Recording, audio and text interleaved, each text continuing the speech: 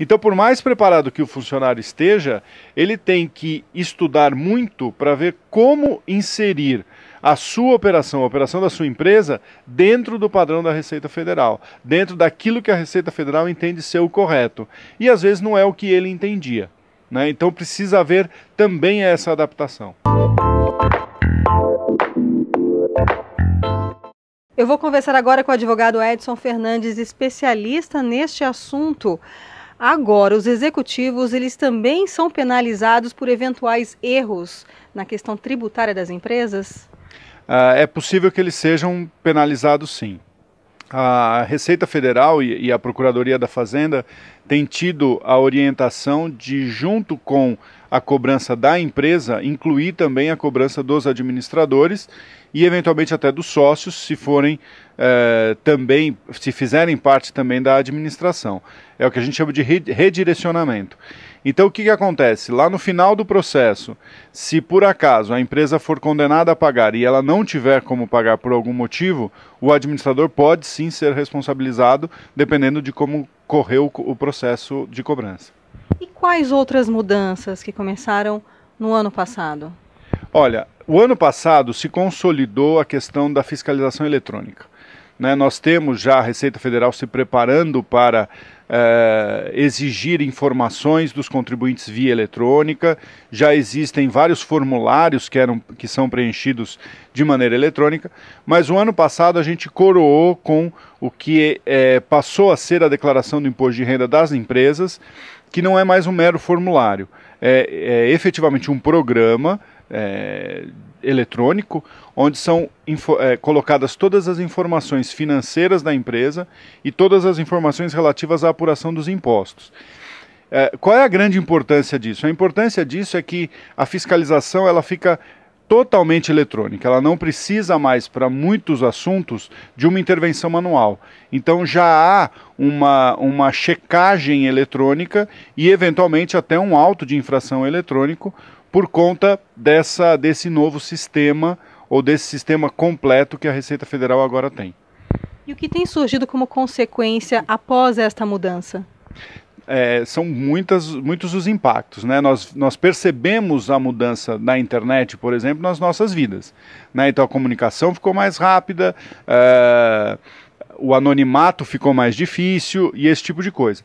É o mesmo que acontece com a Receita Federal. Então a Receita Federal hoje não precisa esperar 4, 5 anos para iniciar uma fiscalização e preparar um auto de infração. Como é tudo eletrônico, coisa de 6 meses, 8 meses, dependendo do assunto, o auto de infração já pode ser lavrado. Então a cobrança é muito mais rápida. Outra coisa, a Receita Federal tem todas as informações que ela precisa praticamente hoje para fazer a apuração do imposto. E quando ela faz isso e cobra, nós temos os efeitos dessas cobranças. Por exemplo, a empresa que tem débitos com a Receita Federal ou qualquer tipo de débito tributário, ela tem problema de participar de licitação, ela tem problemas para tomar um crédito, seja em banco público, seja em banco privado. Se ela consegue tomar esse crédito, a taxa de juros é mais alta. Existe hoje, inclusive, um movimento da Receita Federal para questionar a distribuição de dividendos das empresas, se elas tiverem com débitos fiscais. Então tem um impacto em praticamente todos os ambientes da empresa.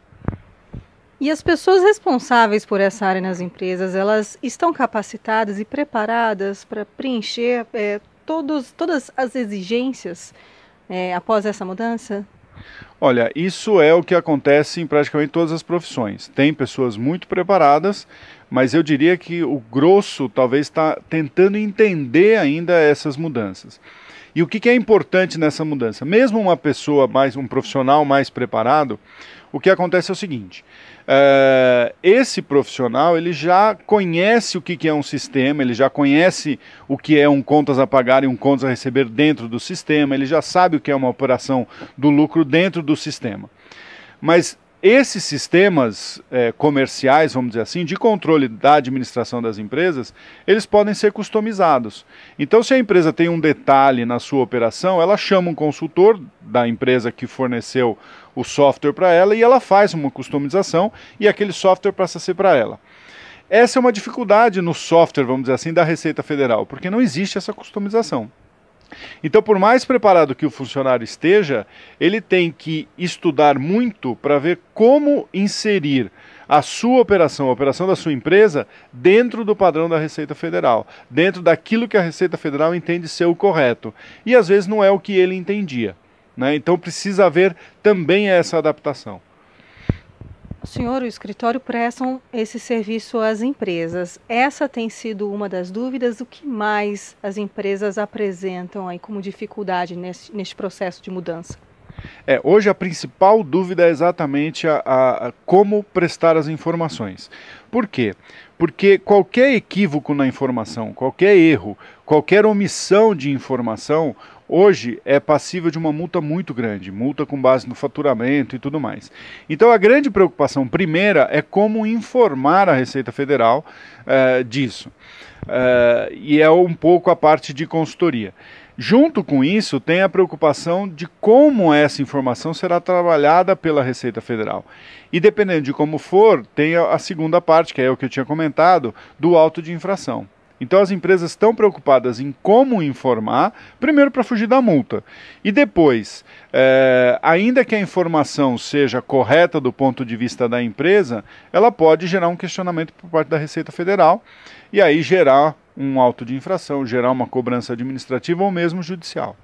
Geralmente os processos de declaração, seja pessoa física ou pessoa jurídica, são muito complexos.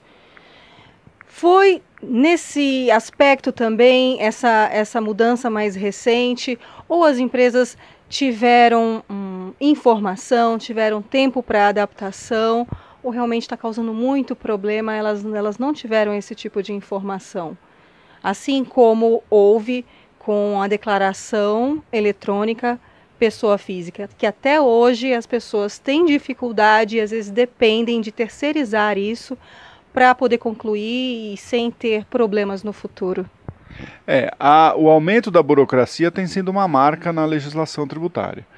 No caso dessa declaração, que é a escrituração contábil fiscal, que a primeira vez que se entregou foi o ano passado, só para ter uma ideia, o prazo era setembro e tinha questões sendo ajustadas em agosto, em julho, agosto. Então, quer dizer, nós estávamos há 2 meses, há 1 mês da entrega da declaração e a Receita Federal ainda estava mudando orientação, mudando a forma de entender como essa declaração ia ter que ser prestada. Esse ano tem um complicador, porque o imposto de renda está sempre 1 ano atrasado. Então a declaração desse ano é referente a 2015. Mas em 2015 foi a entrada em vigor da nova lei do imposto de renda, que por si só já é confusa, né? Não diria confusa, mas é complicada de entender. Então esse ano nós estamos juntando as duas coisas.